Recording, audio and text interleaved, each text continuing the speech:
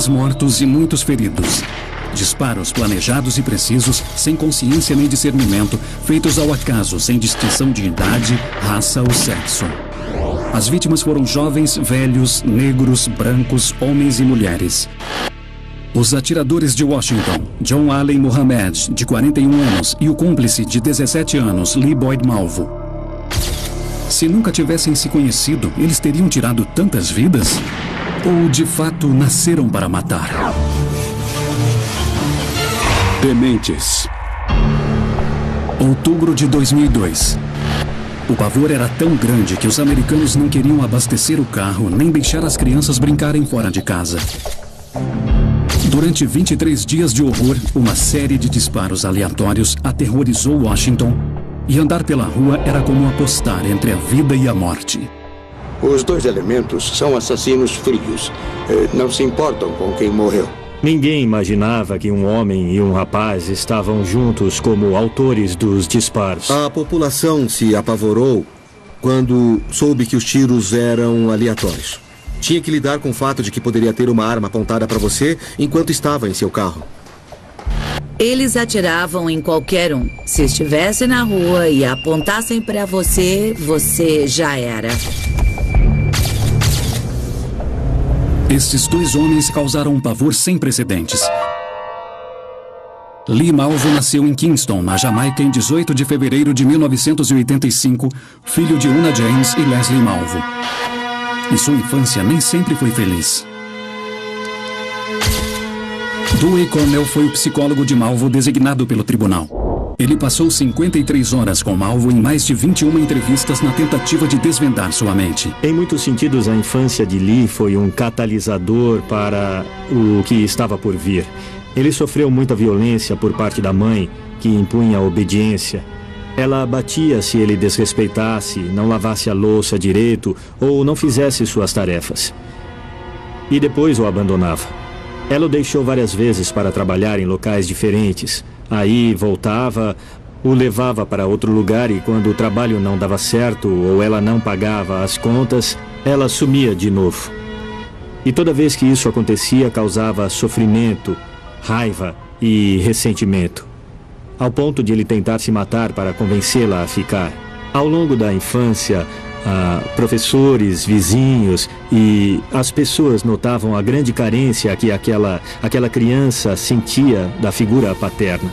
Ele sentia falta do pai. O parceiro no crime de Malvo era 24 anos mais velho. Nascido em Nova Orleans, John Williams mudou seu nome para John Muhammad quando se converteu ao islamismo nos anos 80. O repórter do Washington Times, John Ward, relembra os detalhes da infância misteriosa de Muhammad, que foi pouco citada no julgamento. Ele foi muito afetado pela morte da mãe quando era novo e também sofreu bastante quando era criança. Com os parentes, eu acho que ele passou a vida sentindo que nunca reconheceram seu potencial, que não botavam fé nele e que podia ter sido alguém bem melhor do que ele tinha conseguido se tornar. John se casou com Mildred, sua segunda esposa, em 1988. Eles tiveram 3 filhos que até então o consideravam um bom pai. O mecânico Robert Holmes conheceu John em 1985 durante sua passagem pelo exército em Fort Lewis. Eles pareciam uma família perfeita. Eles se conheceram e acabaram se casando, e então nasceu o pequeno John. Depois vieram as 2 meninas na sequência, sabe? Ele tinha um jeitão de conquistador, mas ele estava sempre preocupado com a família. Ele era um pai rígido, do mesmo jeito que eu sou. Mas não era um cara violento. Ele era, sim, um homem protetor. Sabe, eu nunca vi o John gritando com os filhos. E quando acontecia alguma coisa que ele não tinha gostado, ele ia lá e conversava com eles. Sabe, ele não falava, vem cá, ele não gritava com eles. Eu nunca vi ele fazendo coisas assim. Alguém que também presenciou pessoalmente o amor que John expressava pelos filhos foi Jerry O'Neill, barbeiro dele por mais de 11 anos. O John nunca levantou a voz para os filhos aqui dentro da barbearia. Eles sempre foram educados. Ele falava e as crianças respondiam, Tudo bem, tá bom. Sim, senhor. Sim, senhora. Durante grande parte do casamento, John foi engenheiro de combate da Guarda Nacional. E quando ele estava fora, sentia muita saudade dos filhos. Ele não gostava do serviço militar, mas tinha se comprometido com aquilo e era um meio de sustento para ele e a família durante aquele período da sua vida. Ele aprendeu a manejar armas. Era altamente treinado em táticas de artilharia. Não se sabe exatamente o que a experiência no Golfo acarretou, mas se falou em danos neurológicos por substâncias químicas. A esposa contou que ele estava diferente quando voltou e se tornou mais nervoso e misterioso. Ao deixar as Forças Armadas, John começou a se ressentir contra o país e o exército. Até que, por fim, se revoltou com a esposa. Então, um dia ele mudou, sabe? Ele parecia o mesmo comigo, ele continuava igualzinho comigo, mas tinha alguma coisa nele que não era o mesmo John de sempre. John Mohamed se tornava cada vez mais imprevisível. Amável uma hora e perigoso em seguida. O John que os amigos conheciam era diferente do John que a esposa Mildred temia. Ela tinha medo do John. Eu lembro que ela disse que ele tinha ameaçado matá-la. E eu perguntei se ela era capaz disso, e ela disse que sim, se ele tivesse a chance. Ela estava com muito medo dele. Até que a situação chegou ao limite e o casal se separou. O casamento acabou e ele pegou as crianças da ex-mulher. Estava revoltado porque foi deixado, mesmo não tendo sido leal a ela. E eu acho que as crianças passaram a ser a única coisa com um significado maior na vida dele. Então foi aí que ele levou os filhos para o Caribe, ilegalmente, e começou a ganhar dinheiro falsificando documentos para as pessoas de lá. Foi no Caribe, em outubro de 2000, que o solitário Lee Malvo achou a figura paterna que sempre procurou. A mãe de Lee Malvo estava desesperada para ir aos Estados Unidos. E estava disposta a tudo até sacrificar seu único filho. Por $3.000, John conseguia todo tipo de visto e permissões necessárias. Quando John Mohamed chegou, ele tinha tudo para ser o pai perfeito. Porque John Mohamed era um homem que ele via cuidar sozinho dos 3 filhos, como pai solteiro, e parecia ser muito dedicado aos filhos e preocupado com eles. E John Mohamed tratou Lee com muito respeito e honestidade que ele nunca tinha sentido de ninguém. A influência marcante de John mudaria a vida de Malvo para sempre. O perigo estava em ele ser o tipo de pessoa que não se espera ser perigoso. E ele lubridiava você até se desarmar para então aí sim conseguir dar o bote. E ele não era burro, ele era inteligente. E é aí que estava o perigo. Ele sabia manipular uma pessoa vulnerável, como o Lee. Enquanto John estava no Caribe, Mildred se desesperava nos Estados Unidos para achar os filhos. As autoridades localizaram John e as crianças foram tiradas dele. A audiência da guarda foi marcada para 4 de setembro de 2001. Agora você vai ouvir em primeira mão a gravação do áudio no dia. Good morning, please be seated. Sir, if you'd raise your right hand, ma'am. Do you both solemnly swear or affirm that any testimony you're about to provide will be the truth, the whole truth, and nothing but the truth? Yes, sir. Yes, sir. Sir, what is your name? Sir, my legal name is John Alvin Muhammad. Sir, what is your date of birth? December 31st, 1960. Ele pensou que era só ir ao tribunal e dar a versão dele. Mas quando ele chegou lá, disseram que não estavam lá para ouvi-lo, que ele estava lá somente para devolver a guarda dos filhos para a mãe deles. John não teve a chance de convencer o juiz de que era capaz de criar os filhos. O advogado de Mildred cuidou do caso. Can you please tell me what's going on? There is a parenting plan that was entered by the court on October 6, 2000, last year. I'm not aware of it. So the children were never missing. According to the court's order, they're going with mother. Are you telling me the reason why I don't have my children and won't be able to keep my children because I don't have the proper paperwork yet? The orders have said that mother had sole residential placement, care, and custody of the children. E quando ele voltou, ele não Ele não estava nervoso, porque na verdade eu nunca vi o John nervoso, se irritando a ponto de arremessar as coisas. Eu diria que ele estava mais, sabe, deprimido com tudo aquilo, sabe? Ele ficou bem chateado com toda aquela situação. You do have an opportunity to express your side of the story for the court to hear it. All right? And until it's done, I'm not able to see my children. Your visitation is suspended. A decisão do tribunal abalou John. Ele não admitia ser impedido de ver os filhos novamente. Incapaz de compreender a decisão do juiz, John buscou ajuda legal com o advogado John Mills, que concordou em assumir o caso. O John era um típico pai preocupado que ficou perturbado pela decisão do tribunal. Ele não entendia o que havia acontecido. Mas quando expliquei o caso, então ele se dispôs a seguir o sistema, na esperança de que pudéssemos acertar as coisas novamente. Os efeitos dessa decisão mudariam não apenas a vida de John, mas de outras 23 pessoas inocentes.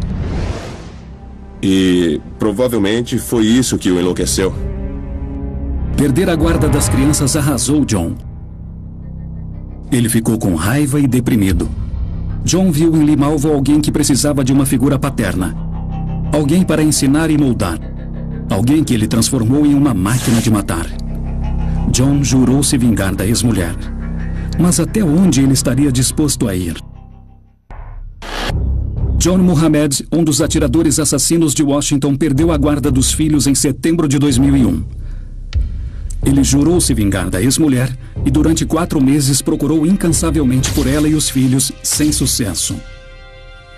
Ele chegou um dia e disse: Holmes, eu descobri onde a Mildred está. E eu perguntei onde, e ele disse: está em algum lugar em Washington. Enquanto isso, ele começou a treinar seu protegido Lee Malvo para uma missão cujo resultado apenas John conhecia.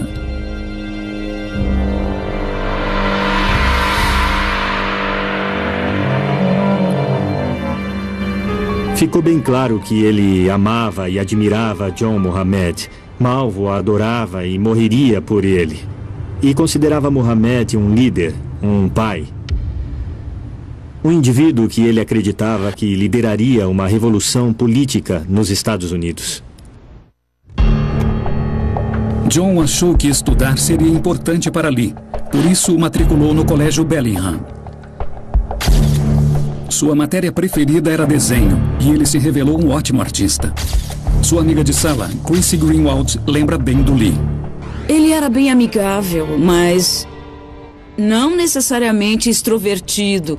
Ele não tentava fazer amigos, não era do tipo que falava muito da vida pessoal. Nessa época, os dois ficaram com um amigo, Earl Dancy. Ele viu um lado de John que mais ninguém viu. Bem manipulador. Ele ganhava sua confiança, sua amizade, e assim que conseguia, ele se aproveitava disso. Dancy também notou uma mudança no comportamento de Malvo. Vivia nervoso, sempre nervoso, irritado. É de se esperar que um adolescente seja assim, mas ele tinha muita ira acumulada, sem motivo nenhum. Aos poucos, a educação de Lee ultrapassou os muros da escola. Todo dia, depois da aula, John ensinava Lee como atirar em um campo de tiro. John ficou obcecado com a mira de Lee. Depois de um certo tempo, ele trazia os alvos que ele treinava para mim, e eu percebi que ele ficava cada dia melhor. Até que um dia ele atingiu um alvo com perfeição. Uma vez o John disse que o Lee atirava melhor que ele. Muhammad também ensinou a Lee tudo a respeito de armas de fogo. Isso ficou claro durante uma discussão na aula. Teve uma vez que assistimos o filme Platoon, aí no final alguém perguntou que tipo de armas eram aquelas. Aí ele levantou a mão e sabia exatamente que armas foram usadas. Ele até as listou. Foi estranho. O menino que nunca falava, sabia tudo sobre armas. Lee foi incentivado a ver filmes como Matrix e brincar com jogos de tiro. Especialistas concluíram que foi um plano para garantir que o jovem prodígio estivesse pronto para os eventos que viriam. Ele gostava de jogos que fossem cheios de adrenalina, sabe? Jogos que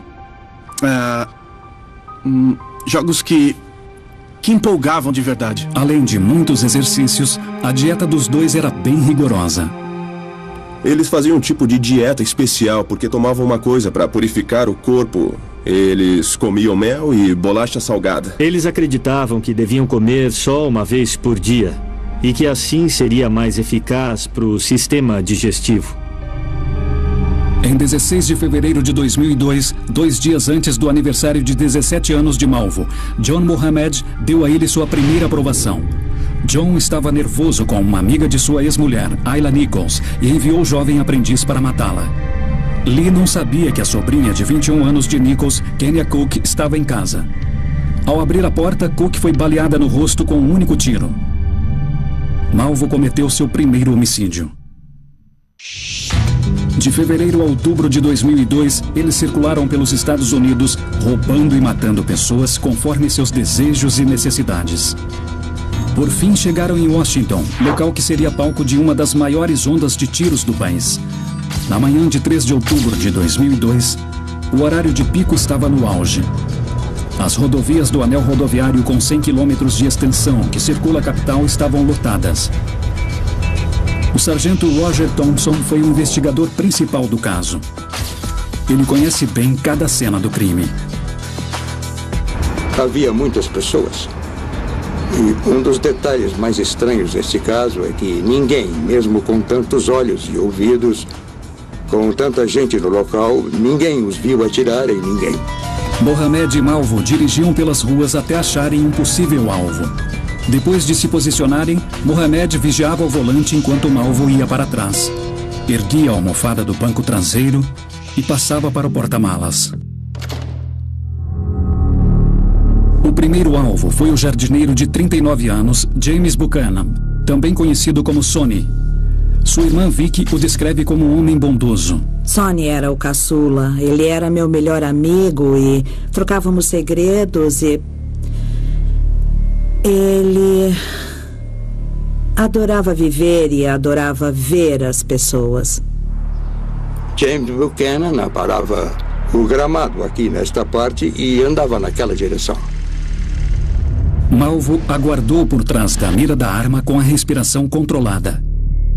Assim que Mohamed deu a ordem, ele puxou o gatilho. O cortador de grama continuou seguindo. Aí ele correu por essa calçada e entrou no estacionamento da concessionária e desmaiou, na frente de 2 funcionários. A bala se alojou entre a omoplata esquerda e a espinha de Sonny. Ele foi para o hospital, mas morreu horas depois. Assim que eu entrei, ela estava com os documentos dele. E eu soube que não era bom. Foi como um pesadelo daqueles que você não consegue acordar. Mas ele não seria a única vítima a morrer pelas mãos dos atiradores naquele dia.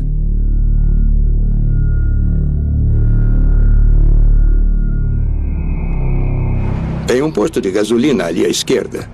E o carro dele estava no meio daquelas 2 bombas ali em frente, de frente para a loja. E a entrada da bomba no carro ficava na parte de trás, abaixo da placa. Ele estava ali enchendo o tanque e o tiro veio do outro lado da rua. Pelo espaço entre esses 2 arbustos e 6 pistas movimentadas, o atirador atacou novamente. What is wrong? A man has been killed in front of me. I was shot. I don't know. O médico no local tentou salvar Prem Kumar Walekar, mas foi em vão. A bala de calibre .223 atravessou o coração e o pulmão, e Prem Kumar morreu no local. 25 minutos depois, Sarah Ramos, empregada doméstica e babá, estava tranquilamente sentada em um banco lendo um livro enquanto aguardava seu chefe buscá-la. O veículo do suspeito estacionou aqui, nesta vaga, com o porta-malas virado para a vítima e a frente do carro para a rua.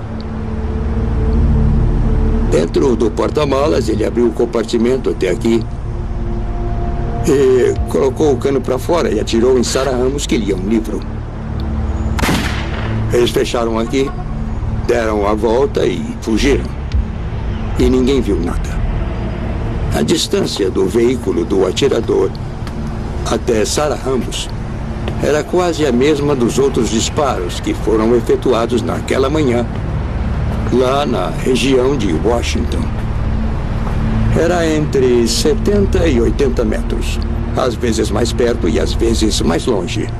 A bala atravessou ela e também a janela de vidro do restaurante. Conseguimos recuperar um projétil pequeno que batia com o rifle. Uma hora depois, Lori Lewis Rivera, de 25 anos, foi baleada enquanto limpava o carro em um posto de gasolina. 12 horas depois, Pascoal Charlotte, de 72 anos, foi morto ao atravessar a rua. 5 pessoas mortas. Várias vidas afetadas para sempre. Mas era apenas o começo para 2 homens com uma missão de causar o máximo de caos e devastação possível. A polícia ficou perplexa e sem respostas para dar à comunidade abalada. Não sabíamos o que fazer. Nós realmente não estávamos prontos para aquela manhã. Crianças foram trancadas em salas de aulas sem poder chegar perto das janelas. Não havia movimento nas ruas, passeios escolares, nem eventos esportivos. A vida tinha parado. Your children are not safe anywhere at any time. Os disparos aleatórios em Washington impediram as pessoas de fazerem coisas simples do dia a dia, como encher o tanque do carro.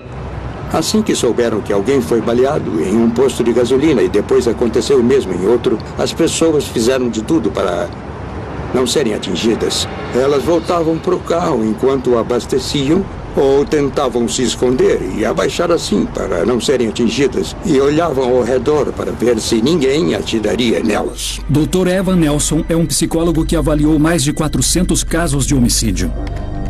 Ele explica o que podia se passar na mente dos assassinos. Houve um grau extraordinário de planejamento. Acredito que isso diferencia esse caso de outros em que fazer planos não é o essencial. A verdade é que boa parte dos assassinatos só leva 30 segundos de planejamento. Parte desse planejamento intenso incluía o uso de experiência e treinamento militar de Mohamed como mecânico, para modificar seu Chevrolet azul escuro de 1989 conforme a necessidade. O especialista em cenas de crime, Ralph Dania, mostra com exclusividade os ajustes que eles fizeram. A parede corta-fogo foi retirada para poder esconder a arma ou para alguém passar do banco de trás para o porta-malas. Nessa posição, com um sinal ou aviso, a pessoa sentada aqui podia virar de lado, levantar o assento com a mão enquanto o motorista virava, segurava um tempinho até a pessoa passar. Aí ele voltava a dirigir. A um terço do caminho, ele podia soltar e voltar, deixando a mão aqui sem ninguém reparar, porque ninguém via nada. As janelas eram de vidro escuro. A pessoa então se movia para trás e, com a arma lá, entrava e, ao entrar, já estava em posição de atirar. Nem todos os disparos foram feitos pelo porta-malas. Quando a dupla ficou mais confiante, alguns disparos foram feitos de fora do veículo. O perito em balística Jeff Miller explica um desses momentos. Malvo disse que ele estava aqui nesse estacionamento, no centro comunitário, perto da escadaria. E enquanto Mohamed vigiava para ele, Malvo conseguia ver o estacionamento, depois da rodovia e por baixo da garagem da loja de materiais de construção. O senhor e a senhora Franklin colocavam as compras no porta-malas. E os dois estavam bem debaixo do letreiro da loja de materiais, bem ali, quase na metade da garagem. A bala acertou o lado esquerdo da cabeça e, ao sair, fragmentou o interior, causando um ferimento traumático na cabeça. Linda Franklin morreu na hora. Durante os ataques, Mohamed e Malvo deixavam vários recados para a polícia. Eles exigiam $10 milhões para acabarem com a matança. Eles também ficavam atentos aos noticiários. Isso ficou claro na gravação dessa câmera de segurança. Como podemos ver na gravação, eles estavam na entrada do bar e passavam um noticiário sobre o atirador. Ele foi até a TV, que ficava pendurada no bar, esticou o braço e aumentou o volume para ouvir a história. Embora as pessoas interessadas em reconhecimento gostem da imprensa, Não vejo sinais de que esses dois tivessem um prazer maior em matar do que em atirar com precisão. Tanto que bolaram um plano perfeito para não serem pegos. Mas como a polícia finalmente conseguiu rastrear os suspeitos? Eles investigaram cada disparo na área em busca de uma ligação entre os casos.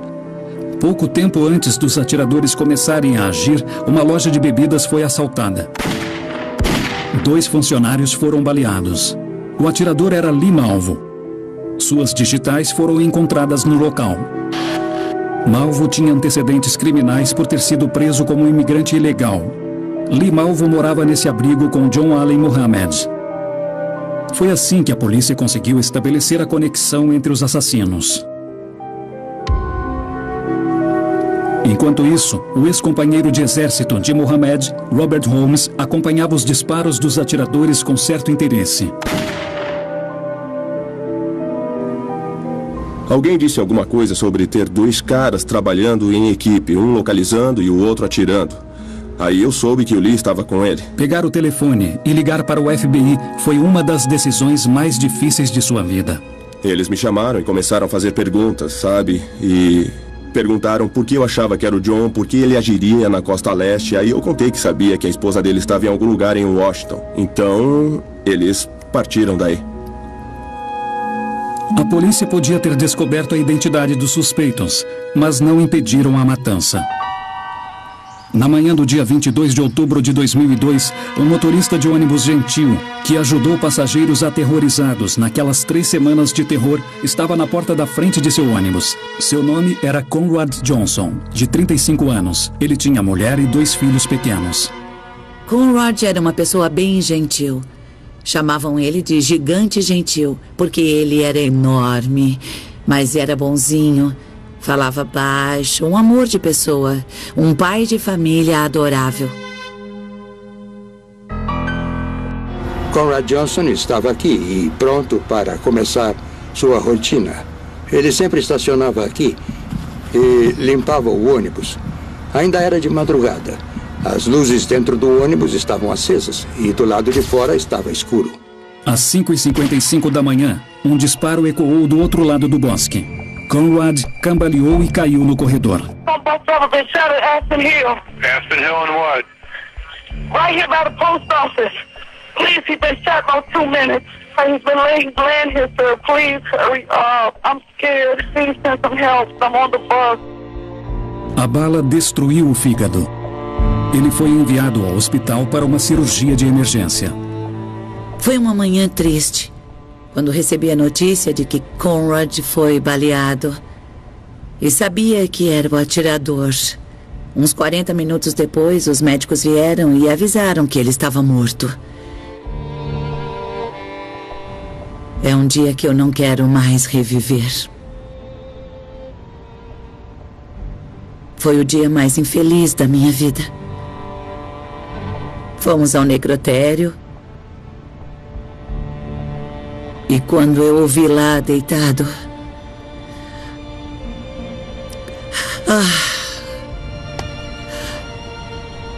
foi muito, muito difícil. Muito difícil.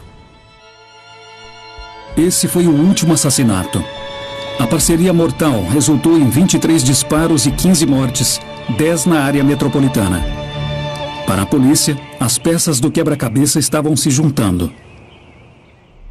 Após a 10ª vida tirada pelos atiradores em Washington, um mandado de prisão foi emitido contra John Allen Muhammad e Lee Malvo. Uma coletiva de imprensa divulgou a placa do veículo procurado. E aí um caminhoneiro de Myersville, Maryland, a uns 80 quilômetros daqui, ouviu o noticiário, anotou a placa e viu o carro. E uns 15 ou 20 minutos depois que a notícia foi dada, nós conseguimos localizar o carro e partimos para a ação. 3h30 da manhã, em 24 de outubro de 2002. Mohamed e Malvo foram presos enquanto dormiam no carro em uma área de descanso na rodovia interestadual. É estranho, é como viver num túnel. Você passa pelos dias e imagina o que virá a seguir. E acho que o maior alívio, sabe, para todos nós foi quando eles foram presos.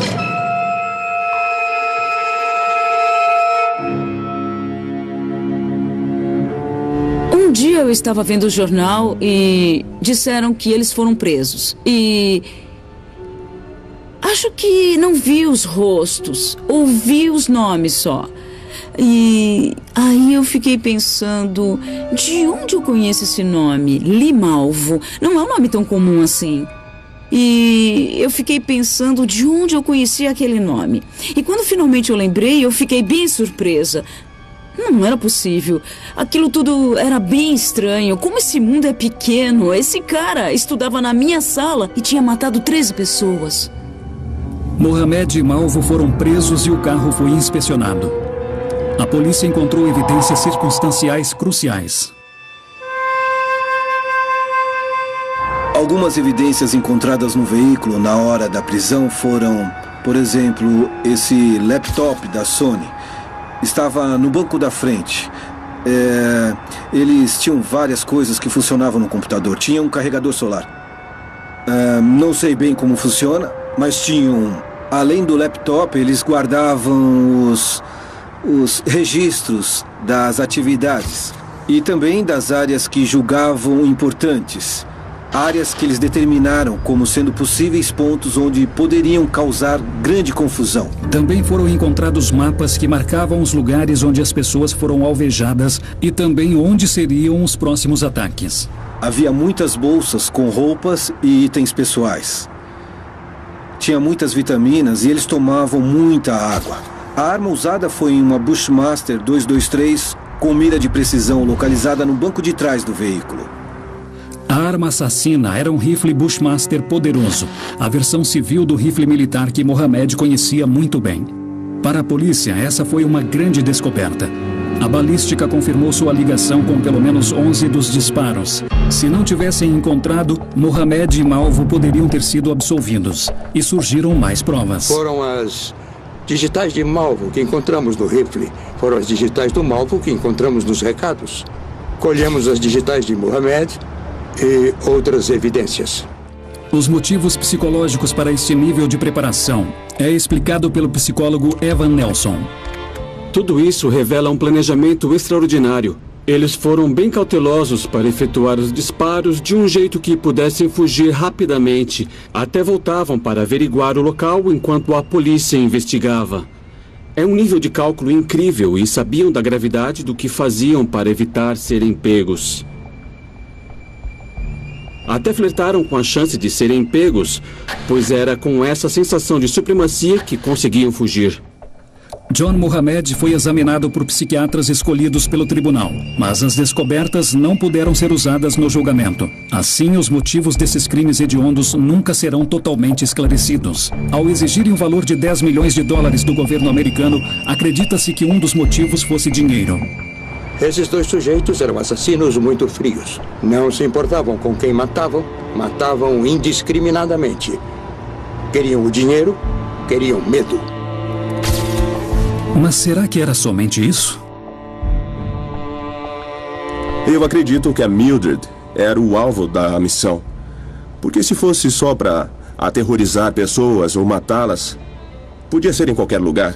Se você mata 10 pessoas e o alvo está no meio, sabe, é menos provável. Há uma chance de ser pego, mas é menos provável. Não há provas que apoiem essa teoria. Mas a perda da guarda dos filhos teria sido o gatilho para essa série de eventos? Não que ele fosse um cara mau ou tivesse feito coisas ruins a vida toda, sabe? Como eu disse, ele chegou a um ponto na vida dele que não sabia mais como reagir, então ele enlouqueceu, passou dos limites e o resultado foi esse. Apesar dessa visão sobre a motivação de Mohamed, ainda não ficou claro por que ele quis convencer um menino de 17 anos a participar dessa missão. Eu analisei quase 200 condenados à pena de morte e quase 400 condenados por crimes.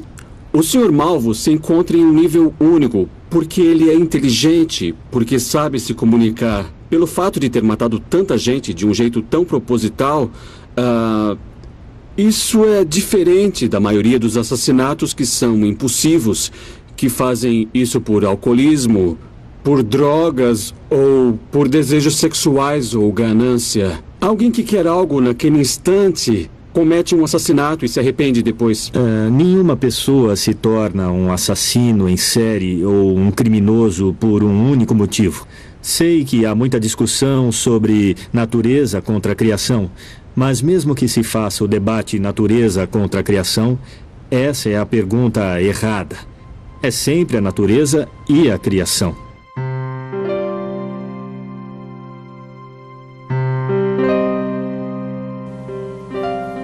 Nessa idade você quer agradar os adultos, você quer se dar bem em tudo que fizer para os adultos, porque você mesmo busca crescer e quer ser aceito por eles. E isso é bem claro, afinal, John cuidava do Malvo e ninguém mais se importava. Lee contou ao psicólogo que se ele quisesse entendê-lo, deveria ver o filme Matrix. O personagem de Keanu Reeves foi escolhido por um mentor mais velho e carismático para liderar uma revolução contra um domínio cruel que escravizou a humanidade. Claramente havia um sentimento contra o sistema e deve ter sido por isso que ele se identificou com o personagem Neo dentro do Matrix. Acredito que para um jovem idealista de 17 anos, esse foi um modelo de referência que serviu de inspiração. Há evidências bem claras que a exposição contínua à violência como diversão acaba deixando os jovens mais frios, fazendo com que achem que a violência é uma forma válida de resolver problemas. Os ensinos radicais de Mohammed eram frequentemente impostos na cabeça de Malvo e tiveram um papel importante no treinamento. Ele sempre fazia discursos políticos quanto à necessidade de derrubar a sociedade. Ele parecia um indivíduo que fazia parte de um partido secreto, ou talvez um culto. Alguém que sofreu lavagem cerebral. Malvo seria um assassino caso não tivesse conhecido Mohammed? Basicamente, Lee Malvo matava porque John Mohammed queria que ele fizesse isso. Os que acompanharam as investigações discordam. Não, nada de lavagem cerebral. Nós vimos muito bem o que se destacava em cada um deles. Sabemos que Mohammed agia por conta, Malvo agia por conta, e ele sempre teve chance de parar. Em minha opinião, não foi lavagem cerebral. É um caso de um jovem determinado a aprender coisas e um adulto determinado a ensinar. Acho que o jovem Malvo encontrou alguém que venerava e adorava e escolheu seguir, diferente de lavagem cerebral. Não digo que foi lavagem cerebral. Acho que não. Não digo que ele já nasceu um assassino. E também não digo que foi culpa do ambiente, porque eu nasci na Jamaica. Todos meus filhos nasceram na Jamaica. Meus 3 filhos mais velhos nasceram na Jamaica. E eles não são assim. Embora Lee Malvo tivesse apenas 17 anos na época dos tiroteios, foi condenado à pena de morte. Na verdade, cabia aos advogados de defesa explicarem por que Lee Malvo tinha feito o que fez e se apresentassem no tribunal provas da infância de Lee, de sua criação, provas de que a influência de John Mohammed o afetou, o dominou e o doutrinou. Creio que o júri decidiria que Lee Malvo não merecia a pena de morte, mesmo que fosse culpado e condenado à prisão perpétua.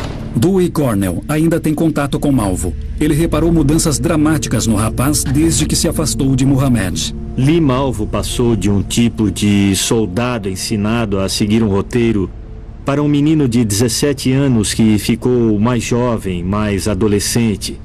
Sua expressão facial mudou, sua conduta mudou e agora o que nós temos é um menino preso. A infância que Malvo perdeu foi encontrada, mas ele foi condenado a 6 prisões perpétuas consecutivas sem chance de condicional. Enquanto isso, John Ali Mohammed ficou na prisão de Virgínia e aguarda a sentença. Após a prisão, John Mohammed ficou em silêncio, com exceção de alguns dias no tribunal, quando optou por se defender.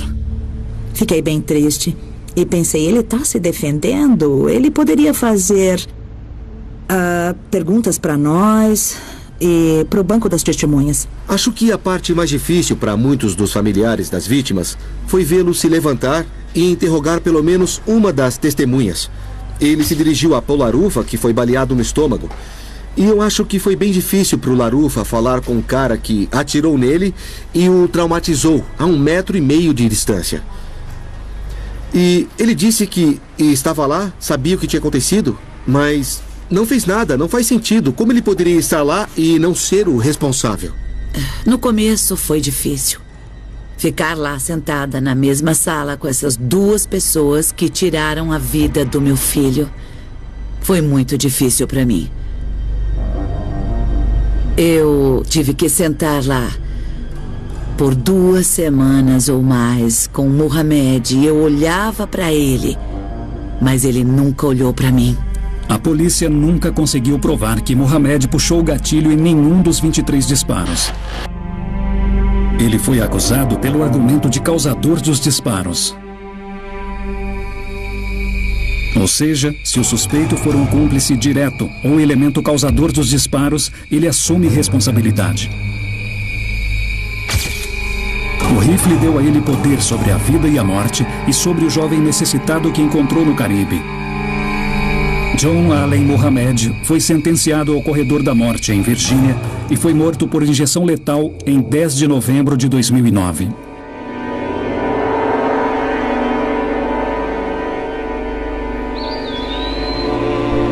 As famílias dos falecidos criaram um lugar onde as vítimas podem ser lembradas.